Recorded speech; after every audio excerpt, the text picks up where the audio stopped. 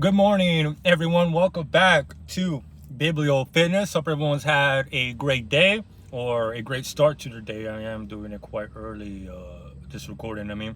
My apologies for this mess. I am getting a haircut by my boy tomorrow. But, I don't want to do haircuts every week. As you get older, you start to realize that, spending $120 a month on haircuts, not really necessary right now. But so I'm about to finish Beyond Good and Evil. I've said it many times that this is this is probably the most profound book I've ever read. I never got to finish Will to Power, and I'm glad that I kind of stepped away from Will to Power, like I've said before, because it's a posthumous notations, right? Like Will to Power is not really a book that he was going to publish. It was just notes scrambled that never got published before he died. And it was the most mature versions of the philosophy the most mature version of his philosophy, obviously. So it's good to be able to kind of come back, through, look at an earlier work and a very prolific and a very amazing work, which is Beyond Good and Evil. And I did buy The Dawn. And also I am going to read Twilight of the Idols. I'm going to be a Nietzsche cell, but reading him has really changed my life and changed my perspective even while I am reading him. Um, and there's just a lot of stuff to unpack in that book, and I'll probably keep talking about it for a while. There's just so much to talk about, even though I've spoken quite a bit. Hopefully I haven't sounded like a complete jackass in, expressing my ideas. And one of the many things that I do enjoy about a man like Nietzsche is that, is the lack of dogmatism. That's the thing that really puts us off a lot, is dogmatic, being dogmatist, having one specific belief and being completely against all other beliefs, which is a natural inclination that we do as human beings, do we not? Because we do need convictions, we do require a sort of structure, foundation, and we're very, very trepidatious when it comes to stepping out into the unknown. And that's what obviously Nietzsche calls for. Complacency is anti-life because life itself is not complacent. And one of the many questions, and one of the that is now confronting me, is what to do now. You know what I'm saying? Because I really do agree with him on a variety of levels, but especially when it comes to genetic predispositions of people. And this is what he talks about in the chapter What is Noble, and there's quite a few aphorisms pertaining to that. There's an aphorism that he talks about, like, if your grandparents or your forefathers were clerk watchers and bankers and bourgeois and modest in their upbringing and their morality, it's going to seep onto you. Same thing with generations or forefathers that were used to commanding from day and night and were used to rigorous challenges and rigorous modes of entertainment. That's also going to be passed down to you. Or if your forefathers gave up their privileges, gave up their rights to be servants of the Lord and to be timid fuckers, that is also going to be passed down to you. And this sort of conversation is not obviously in the mainstream anymore, because the path of eugenics, this is racism, that it can easily go down that road, right? And obviously down that road, it's very murky waters, to say the least, according to the prevailing morality. But I do think that there is something to be said there. I don't want to get banned, so let's not do that right now. And I'm not saying I'm a racist. It's that when you go down that road, there are very, very interesting points to take across if you're not stifled by morality, right? Like, because there is something to be said about that, And I said about it before, and I don't know if it was the previous video, I forget. Where I was talking about, like, there has to be a reason that a nation of immigrants across the times has now become a nation against the establishment, because we ran away from our ancestors ran away from servitude, which infers that they were themselves servants. but that bloodline stays around, you know, and we're a nation of people who have to work and break their backs and stuff like that. And we're trying to propel, you know, that's the message, propel the next generation upwards. Is there a natural inclination, though, to serve? Is there a natural inclination to have these biases? And of course there is, you know, this whole mind-body dualism, the spirit separated from the body and stuff like that is very, very mainstream, but it's obviously completely, in my opinion, incorrect, really. How much control do you really have as an individual outside of your surroundings? Probably not a whole lot, really. You might just be a byproduct or of all these different circumstances, all these different emotional, environmental factors come into play, you know, coming together and creating you.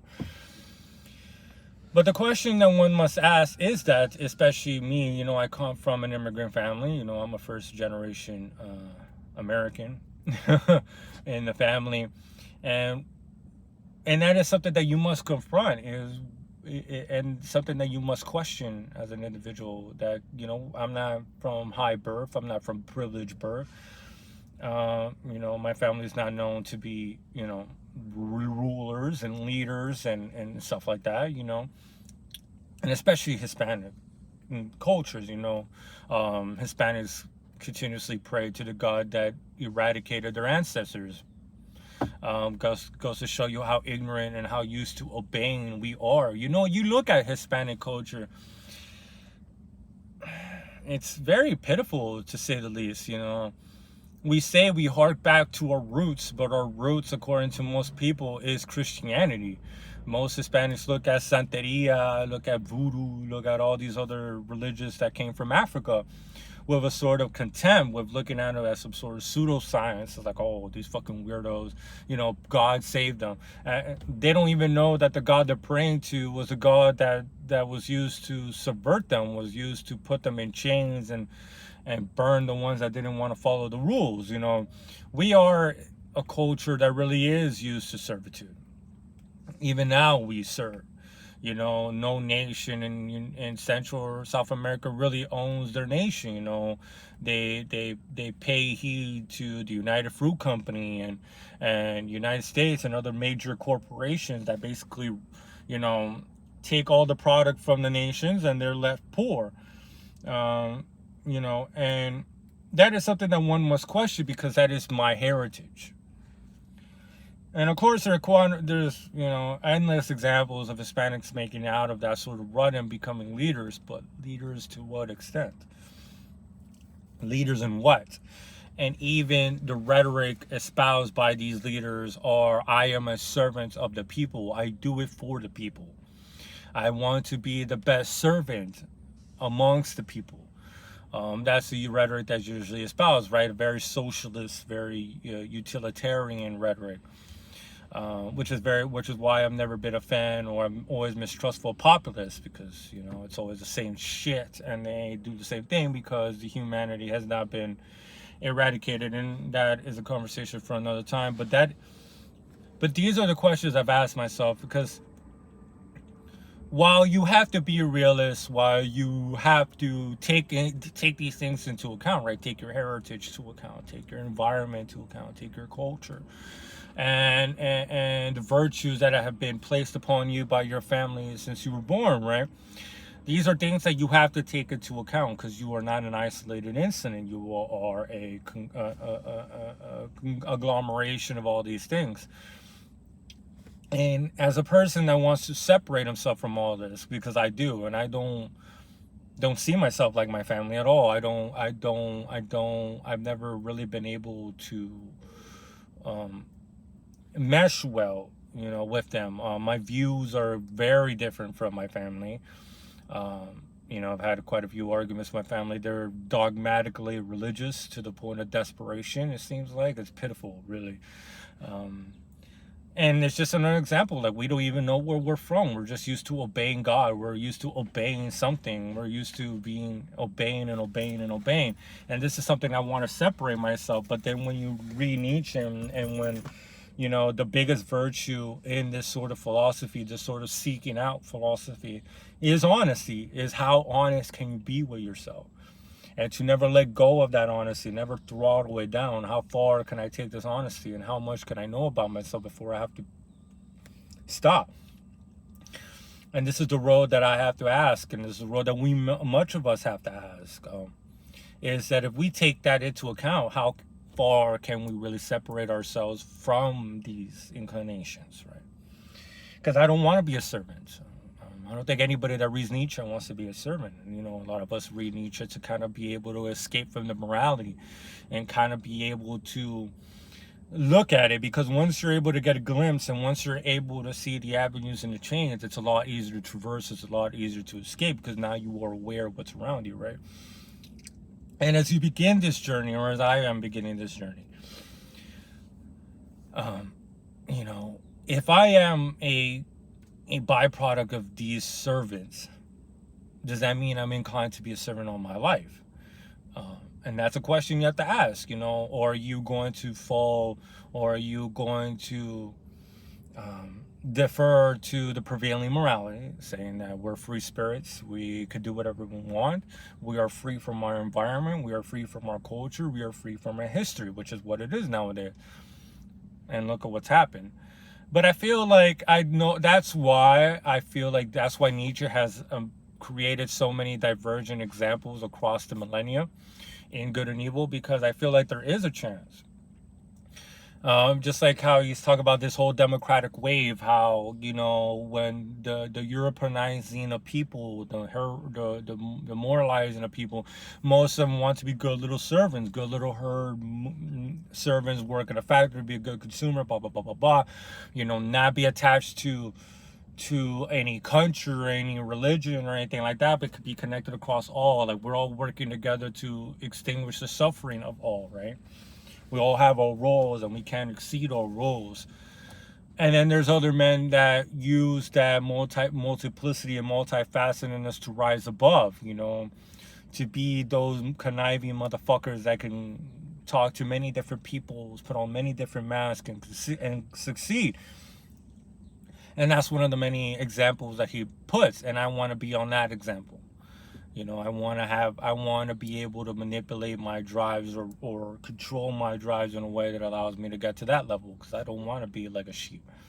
I don't feel comfortable being around a lot of people. And I feel like a lot of us that read Nietzsche are the same. We never feel comfortable. We always feel out of the picture. I go out and I'm just like, why am I here? I'm so bored. Or you just look around and you're just like, bro, this is stupid. And I love the analogy that Nietzsche puts at the very end, well, not the very end, but one of the last aphorisms that I've read, is that, how there's sometimes a regular guy just fucking flies in a rage and throws his table and says, oh, well, Valkyrie flew over, and he's just a rage that you could have controlled, and you just have to express it. And that's how it is with a lot of us, that we starve because we don't want to sit at the same table as most people. We don't want to eat what they eat. Because a lot of poor people and a lot of the masses eat something that we won't be able to digest, because we see the bullshit. It's riddled with bullshit. It's riddled with sweeteners and abstractions and stuff like that, to be able to put the food down, put the meal down of reality. At least that's how I see it. And that's why he says you constantly starve, because it's very difficult to find food prepared for you. You have to go look for it. And that's how I feel, right? Like, I can't sit with people. A lot of times you just go there and afterwards you have nausea. You feel disappointed. And the point is that I refuse to allow my heritage to dictate how I am going to be. At the end, you cannot fully absolve yourself of your heritage, of your history, your culture, your God, and your religion and stuff like that. But you could try your fucking goddamn best, and that's what I want to do, because I see a lot of the traits of my family are not traits that I want to exhibit, or traits or virtues that I don't want to make my own, And it's and to separate oneself from family is a big hurdle, right? Because family is this nucleus that is deified in society now. We need family, we need cohesion, we need stuff like that.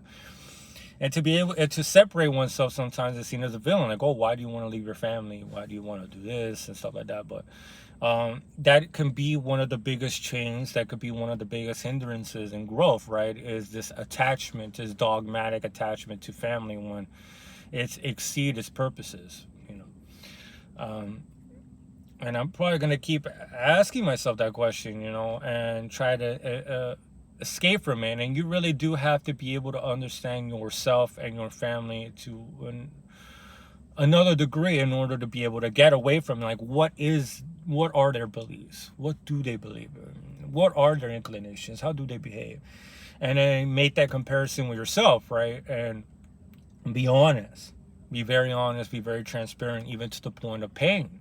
That's the point, right? The discipline of suffering is what is needed, and is the medium is in order to continue to grow. You have to continue to put yourself through these moments of really asking the really tough questions, and not to lie to oneself as most people do, you know, not to be delusional, not to create virtue, not to create a religion to wash the meal down, but to embrace it.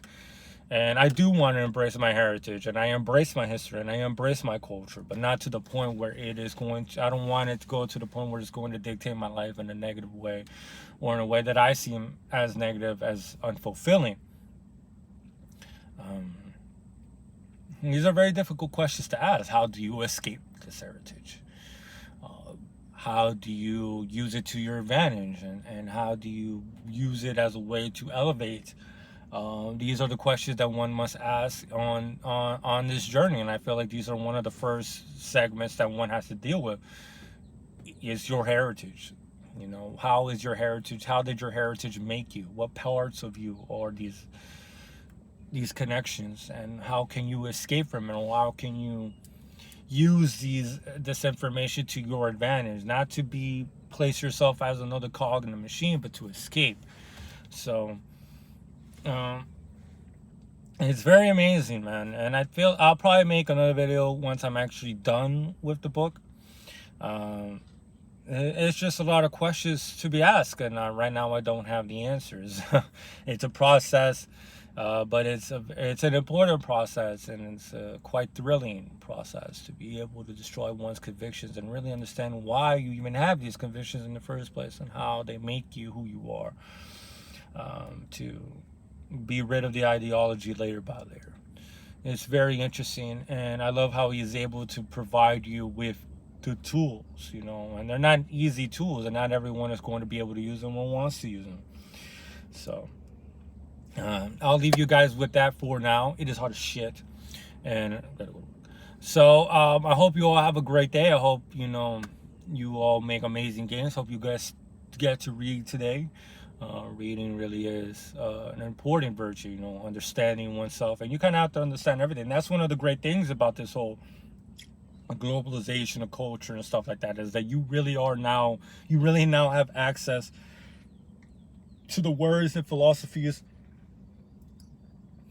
and moralities of all nations. Is astounding. And be able to find similarities, be able to find similar words across time, across borders, across everything. And with that, you're able to really understand what makes a human tick. What are these universal truths that are riddled across humanity? Or what are the necessities similar across humanity? So gotta take advantage of that technology. Gotta take advantage of the democratic wave in a way that is advantageous to you, not to be a selfless dumbass. So that, you know, there's a lot to be talked about. So I hope you all have a great day, as I've said before, and until next time, guys, I love you all. Peace.